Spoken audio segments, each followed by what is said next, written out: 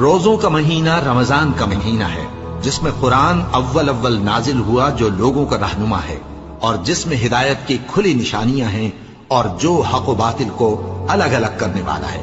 تو جو کوئی تم میں سے اس مہینے میں موجود ہو، چاہیے کہ پورے مہینے کے روزے رکھے، اور جو بیمار ہو یا سفر میں ہو تو دوسرے دنوں میں روزے رکھ کر ان کا شمار پورا کر لے۔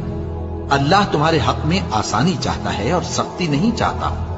اور یہ آسانی کا حکم اس لیے دیا گیا ہے کہ تم روزوں کا شمار پورا کر لو، اور اس احسان کے بدلے کہ اللہ نے تم کو ہدایت بخشی ہے، تم اس کو بزرگی سے یاد کرو اور اس کا شکر کرو۔ اور اے پیغمبر، جب تم سے میرے بندے میرے بارے میں دریافت کریں تو انہیں معلوم ہو کہ میں تو تمہارے پاس ہی ہوں۔ جب کوئی پکارنے والا مجھے پکارتا ہے تو میں اس کی دعا قبول کرتا ہوں۔ تو ان کو چاہیے کہ میرے حکموں کو مانیں اور مجھ پر ایمان رکھیں، تاکہ نیک رستے